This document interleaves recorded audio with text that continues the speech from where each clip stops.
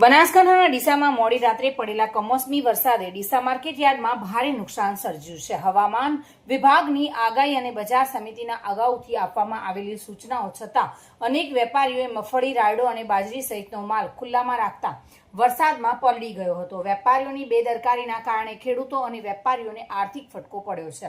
ઘટનાને લઈને ખેડૂતોમાં પણ રોષ જોવા મળી રહ્યો છે। બનાસકાંઠાના ડીસા માર્કેટ યાર્ડમાં છેલ્લા કેટલાક દિવસોથી વરસાદ અને વાવાઝોડાની આગાહીને ધ્યાનમાં રાખી બજાર સમિતિ દ્વારા વેપારીઓ અને ખેડૂતોને સતત ચેતવણી આપવામાં આવી રહી હતી।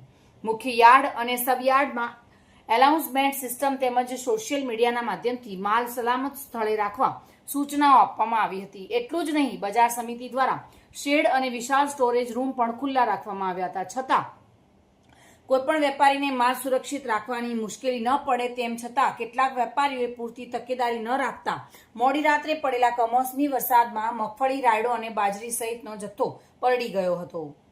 જોકે ખેડૂતોનું કહેવું છે કે વરસાદની આગાહી અગાઉથી હોવા છતાં માલની યોગ્ય વ્યવસ્થા કરવામાં આવી ન હતી, જેના કારણે હવે ખેડૂતની મહેનતનું અનાજ પલળી જતા નુકસાન વેઠવાનો વારો આવ્યો છે। વાવાઝોડું તો બહાર નીકળાય એવું હતું જ ને, બહુ ભયંકર હતું અને આમાં મગફળીમાં નુકસાન છે, ઉખાડેલી પૂરી બગાડ છે। બાકી શિયાળાનો બટાકાનું વાવેતરનું બહુ મોટું નુકસાન છે। સરકાર કઈ ઓભળે તો બરાબર છે ને કે ખેડૂતો ભિખારી થઈ ગયો છે। આ વિસ્તારમાં શું વાવેતર હતું? મગફળીનું હાલતો એટલે બગાડ ખૂબ, નુકસાન ખૂબ છે। માર્કેટ યાર્ડમાં થોડું નુકસાન જેવું? માર્કેટમાં તો હવે ભાઈ થોડા ઘણું ખસે, એ તો લોબુ આપણે ઓછું કંઈ કરે, પણ નુકસાન ખરું। આ સૂચનાઓ મળતી હોય કે માલ ઢાંકીને રાખો? ઢોકીને રાખો સૂચના તો છે જ, પણ હવે ક્યાં લાવે ખેડૂત? બધું કેટલું ભેળું કરીને લાવે?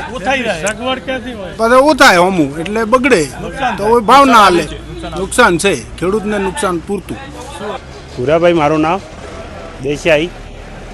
વરસાદ પડ્યો રાતે, મગફળીનું વાવેતર હતું, નુકસાને છે પણ કે ભાવ આ વખતે સારો હતો પણ ઉતારા બી ઓછા છે, ખાતર બી મોંઘું થઈ ગયું એટલે 2000 જાય ને મગફળી તરે હરખાઈ થાય। ખાતર ને બધું મોંઘું છે, ખાતર, દવા, મજૂરી મોંઘી છે। હાલ 400-500 રૂપિયા મજૂર મળે, મજૂર નથી મળતું, ખેડૂતોને થોડું નુકસાન, વેપારીઓને નુકસાન કેમ કે વરસાદ પડ્યો, જનસી વરસાદ, હા, પવન બહુ, વાવાઝોડું હતું, મેણિયા બી તૂટી ગયા હતા રાતના।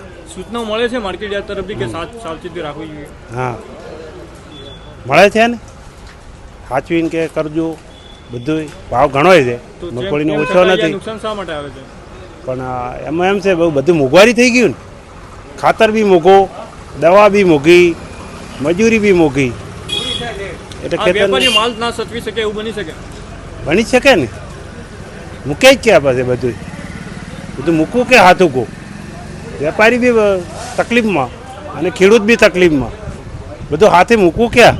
વરસાદને વાયરો બે હતા, મગફળી ઉખાડેલી હતી બહુ, એના ઉપર વરસાદ થયો એટલે ખેડૂતને તો બહુ નુકસાન મોટું છે અને બહુ ત્રાસ જ છે, કારણ કે ઉનાળો બધું ફેલ, તબેલાનું નુકસાન બહુ કર્યા છે, પતરા ઉડાડી મૂક્યા અને ખેતી વિશે તો મગફળીમાં નુકસાન છે। મગફળી ઉખાડી એટલે મગફળી ફેલ જ કહેવાય। અહીંયા માર્કેટ યાર્ડમાં વેપારીને થોડું નુકસાન છે? વેપારીઓને તો નુકસાન થતું આવે, કારણ કે હવાઈ હોય તો નુકસાન થાય એ વસ્તુ અલગ છે, કારણ કે વરસાદને કારણે હવાઈ જ આવવાની તકલીફ તો છે જ, ખેડૂતને તકલીફ, એ લોકો ધ્યાન પણ નથી આપ્યું એટલે બહુ તકલીફ છે। વરસાદના કારણે બગાડ મોટો છે અને વરસાદને તો સરકારને તો એ વિનંતી કરું છું કે ખરેખર ખેડૂતો મરે જ છે, એનું કારણ છે કે આ મગફળીમાં ભાવ હતા તો વરસાદ બગાડ કર્યો એટલે મગફળી એ ફેલ, અને શિયાળે બટાકા વાયા હતા તો બટાકાનો કોઈ ગ્રાહક જ નથી, કોઈ લેવલ જ નથી। અત્યારે ખેડૂત કોલેસ્ટરમાં મિલી અને અત્યારે દેવાદાર થઈ ગયો છે, અત્યારે કોઈ જવાબ આપી શકે એવો રહ્યો નથી। કોલેસ્ટરો ભરાઈ ગયા છે અને બટાકા વિશે તો બહુ નુકસાન છે।